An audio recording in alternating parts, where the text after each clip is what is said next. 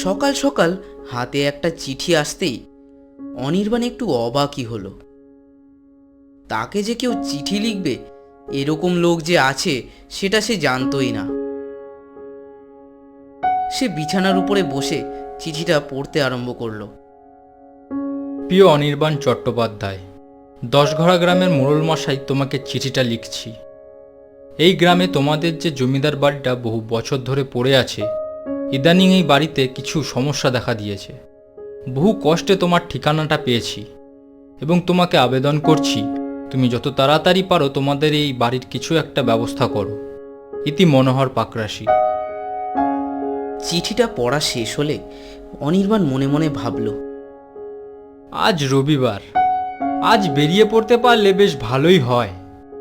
যাই, তাড়াতাড়ি রেডি হয়ে বেরিয়ে পড়ি।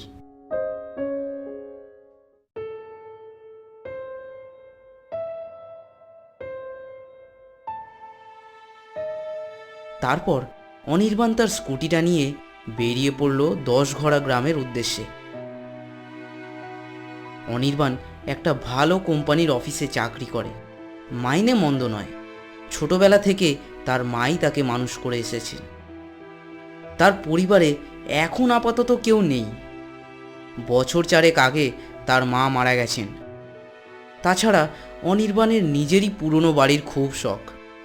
আর এখন যখন সে জানল তার নিজেরই একটা পুরনো জমিদার বাড়ি আছে, সেটা দেখার জন্য তার আর তর সইছিল না। আর একটা বিষয় তার কৌতূহল বাড়িয়ে তুলেছিল। তার মা তাকে তার পরিবার সম্পর্কে প্রায় কিছুই বলেনি, তাই আজ সে ঠিক করেছে সেই মোড়ল মশাইয়ের থেকে সবটা জেনে নেবে সে।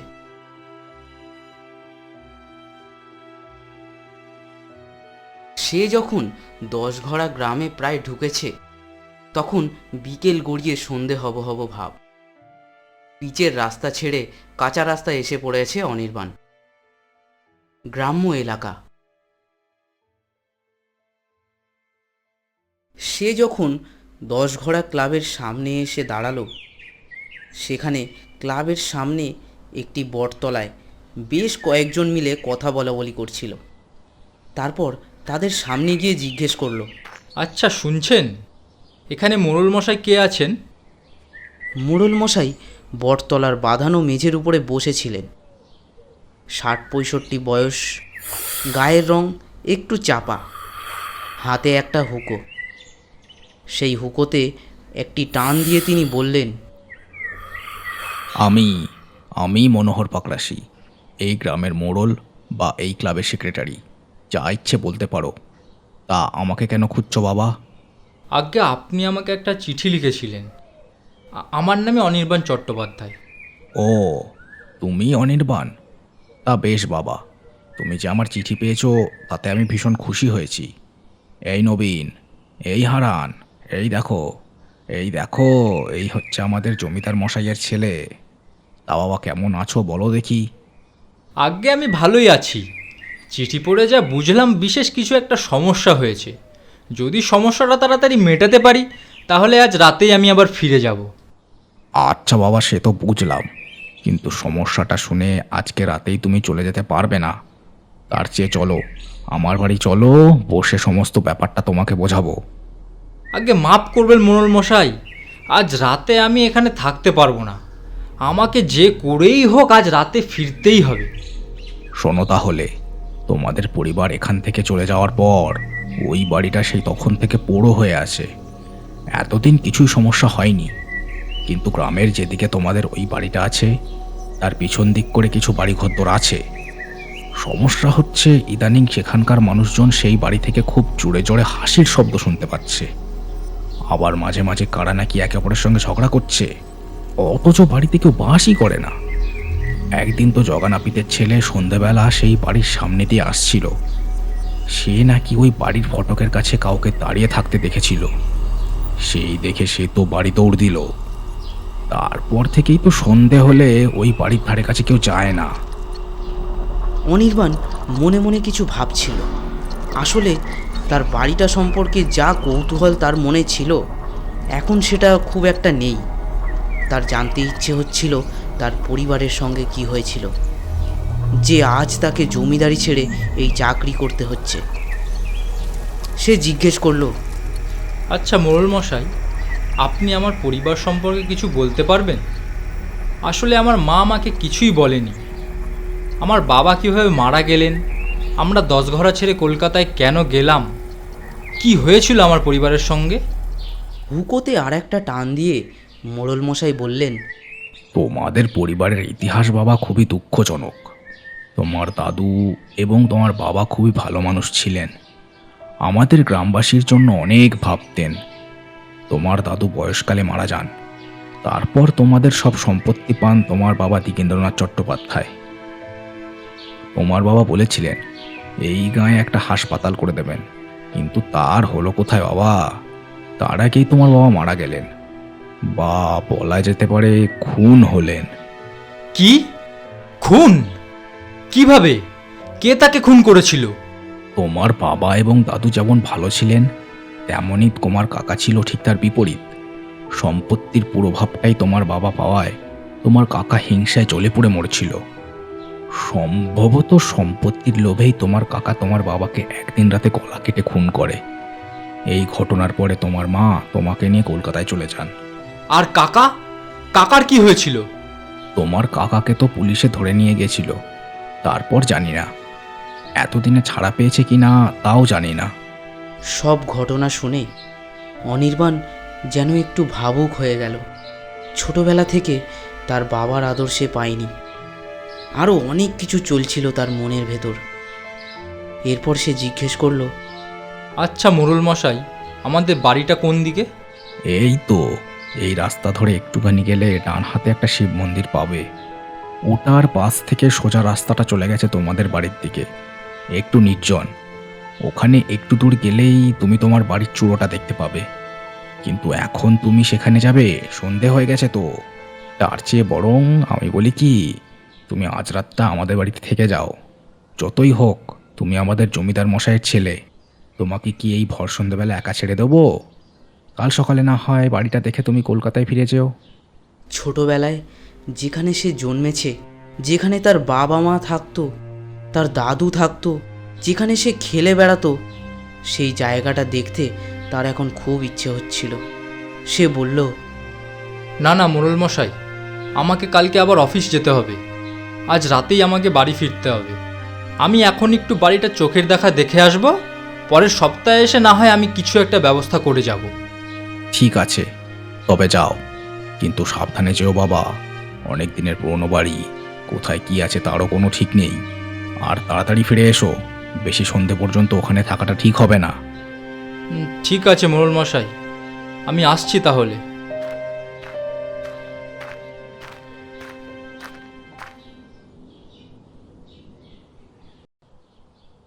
এবার অনির্বাণ তাদের সেই বাড়ির দিকে চলেছে। আসলে তার মতলব ছিল যদি পারে আজকের রাতটা সে তাদের জমিদার বাড়িতেই কাটাবে। তাই মোড়ল মশাইকে সে বলেছিল আজ রাতেই তাকে ফিরে যেতে হবে, যদিও আসলে সে যাবে না। কিছুক্ষণ পর সে একটা বাড়ির ফটকের সামনে এসে দাঁড়ালো।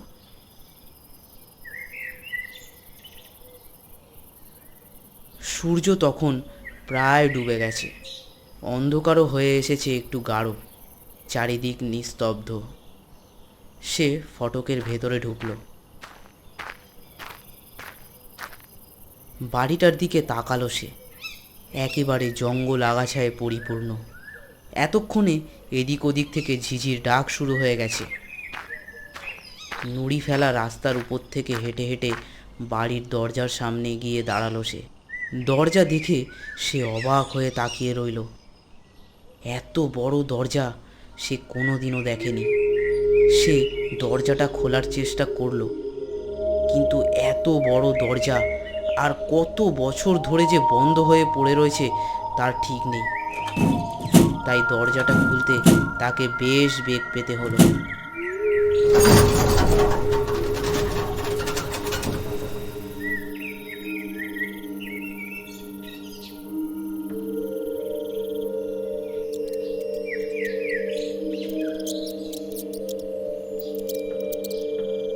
ভেতরে ঢুকে সে বুঝল না, এই বাড়ির যা অবস্থা, আজ রাতে অন্তত এখানে থাকা যাবে না। শুধু আজ রাতই কেন, এই বাড়িটাকে দেখে মনে হচ্ছে না এই বাড়িটা আর বেশি দিন টিকে থাকতে পারবে। চারিদিকের দেওয়ালের ফাটলের ভেতর থেকে বট অশ্বত্থের চারা বেড়ে এখন গাছে পরিণত হয়েছে। সিঁড়িটারও ভগ্নপ্রায় দশা। ভয়ে তার আর উপরে উঠতে ইচ্ছে হলো না। সে ভাবল কাল সকাল সকাল আবার আসতে হবে, এখানে রাত কাটানো যাবে না। সকালে এসে ভালো করে বাড়িটা দেখতে হবে। সিঁড়ির একটু কাছে সে হেঁটে গেল সিঁড়িটাকে ভালোভাবে দেখার জন্য। সে দেখল সামনে কি একটা পড়ে রয়েছে। সে দেখল একটা ছবি পড়ে আছে, খুব পুরনো, ধুলো জমে একাকার হয়ে আছে ছবিটায়। সে সবে ছবিটা তুলতে যাবে, এমন সময় কেমন আছিস বাবা? সে পেছন ঘুরে তাকালো। তারপর সে দেখতে পেল একজন আবছায়া মানুষ সেখানে দাঁড়িয়ে আছে। তার শরীরের এপার ওপার দেখা যাচ্ছে এবং সে যেন মাটিতে দাঁড়িয়ে নেই। লোকটিকে ভালোভাবে দেখে সে বলল, বাবা? হ্যাঁ অনির্বাণ, আমি তোর বাবা। চিনতে পেরেছিস আমাকে? হ্যাঁ বাবা, বাড়িতে তো তোমার আর মায়ের ছবি আছে, কিন্তু কিন্তু তুমি কিভাবে? এটা কি সত্যি না আমি কোনো স্বপ্ন দেখছি? না না অনির্বাণ, এটা সত্যি। তুই কি আমাকে ভয় পাচ্ছিস? প্রথমটা ভয় পেয়েছিলাম, কিন্তু এখন আর ভয় করছে না। কিন্তু বাবা, তুমি কি এখন এখানে ঘুরে বেড়াও? হ্যাঁ। কিন্তু কেন? আমার কিছু কাজ বাকি পড়ে আছে, তুই ছাড়া সেই কাজটা সম্পূর্ণ করতে পারছিলাম না, তাই তো এখন আমি মুক্তি পাইনি। কিন্তু আজ তুই এসেছিস, তাই তোকে দিয়ে আমার সেই শেষ কাজ, শেষ ইচ্ছাটা পূর্ণ করতে পারবো। কি কাজ বাবা? বলছি, তার আগে তোকে আমার সঙ্গে একটু ছাদে যেতে হবে।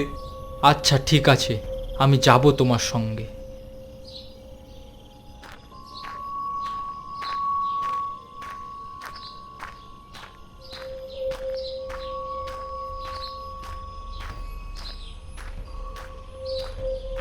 এরপর অনির্বাণ তার পেছন পেছন গিয়ে পৌঁছালো ছাদে।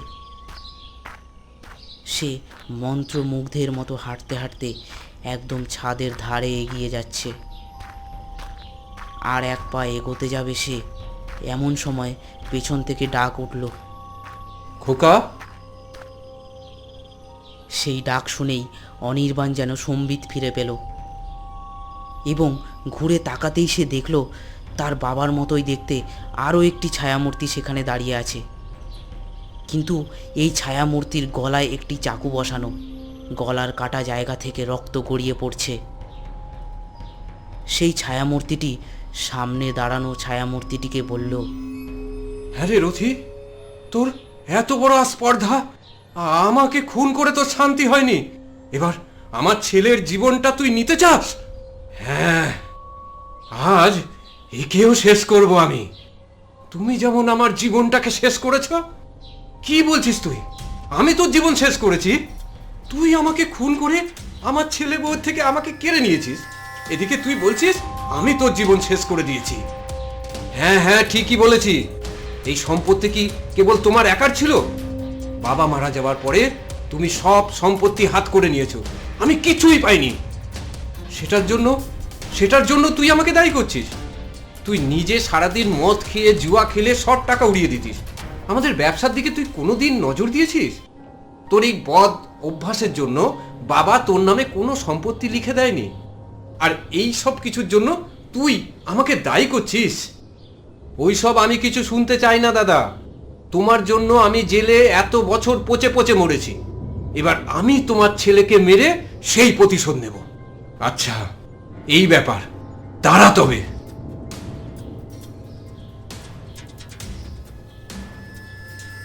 এবার অনির্বাণের সামনে সেই দুটি ছায়ামূর্তি একে অপরের গলা টিপে ধরেছে। কেউ কাউকে ছাড়ছে না। এইসব জিনিস হতবাক হয়ে দেখে যাচ্ছে অনির্বাণ। সে কিচ্ছু বুঝতে পারছে না সে কি করবে। সে দেখলো দুটি ছায়ামূর্তি ধস্তাধস্তি করতে করতে ছাদের একদম ধারে চলে গেল। সেই জায়গায় ছাদের রেলিংটা ভাঙা। যে ছায়ামূর্তিটির গলায় চাকু বসানো ছিল সেই ছায়ামূর্তিটি অন্য আরেকটি ছায়ামূর্তিটিকে ঠেলে ফেলে দিল ছাদের উপর থেকে, এবং ছাদ থেকে পড়তেই সেই ছায়ামূর্তিটি যেন কোথাও উধাও হয়ে গেল। খোকা, অনির্বাণ কি উত্তর দেবে সেটা সে বুঝতে পারল না। খোকা, আমি জানি এই ব্যাপারটা তোমার কাছে খুব জটিল মনে হচ্ছে, কিন্তু ভয় পেও না, আমি তোমায় সব বলছি। দেখো খোকা, যাকে আমি এক্ষুনি ফেলে দিলাম সে তোমার কাকা ছিল, মানে আমার ভাই। তুমি হয়তো মোড়ল মশাইয়ের থেকে সব শুনে এসেছো, কিন্তু একটা জিনিস তিনি তোমাকে বলতে ভুলে গেছেন। তা হলো আমাদের দুই ভাইয়ের মুখের মধ্যে অনেক মিল ছিল। বেঁচে থাকতে এর সুযোগ নিয়ে ও অনেক লোকের কাছ থেকে টাকা ধার করত। কি বলবো খোকা, বেঁচে থাকতে তো তোমার কাকা আমাদের শান্তি দিল না, মরে গিয়েও। বাদবাকি ঘটনা তো তুমি শুনেছো। তা বাবা, তোমার কি সত্যিই কোনো অসম্পূর্ণ কাজ আছে যার জন্য তুমি এখনো মুক্তি পাওনি? বেঁচে থাকতে তো গ্রামের লোকেদেরকে কথা দিয়েছিলাম এই গ্রামে একটা হাসপাতাল তৈরি করে দেব, কিন্তু তার পারলাম কই। বাবা, তুমি যদি পারো আমার শেষ ইচ্ছাটা পূরণ করো, তাহলে আমার আত্মা শান্তি পাবে। আচ্ছা ঠিক আছে বাবা, তোমাকে আর চিন্তা করতে হবে না। আমি নিজেই এই 10 ঘোড়া গ্রামে একটা হাসপাতাল তৈরি করার ব্যবস্থা করব। কিন্তু আবার যদি কাকার প্রেতাত্মা এসে উৎপাত শুরু করে? না খোকা, ও নিয়ে আর চিন্তা করো না। আর কোনো প্রেতাত্মা তোমার কোনো ক্ষতি করতে পারবে না। আচ্ছা বাবা, এবার আর তোমার মনে কোনো দুঃখ নেই তো? না খোকা, আর কোনো দুঃখ নেই। সবচেয়ে একটা জিনিস ভীষণ ভালো লাগলো, তা হচ্ছে তুমি তুমি ঠিক তোমার দাদুর মতো হয়েছ। তোমার দাদু যেমন ছিলেন উদার, দয়ালু, প্রজাদেরকে ভালোবাসতেন, তুমি তুমি ঠিক তেমনি। তুমি অনেক অনেক বড় হও। আমি আর তোমার মা আশীর্বাদ করছি। আমার হাতে আর সময় নেই, এবার আমায় যেতে হবে। ভালো থেকো খোকা, ভালো থেকো। এই বলে তার বাবা তার চোখের সামনে ধীরে ধীরে অদৃশ্য হয়ে গেল। অনির্বাণের চোখটা জলে চিকচিক করছিল।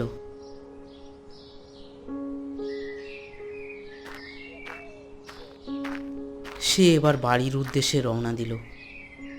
পরের সপ্তাহে এসে মোড়ল মশাইয়ের সঙ্গে আলোচনা করে অতি শীঘ্রই হাসপাতাল তৈরির কাজটা শুরু করতে হবে তাকে।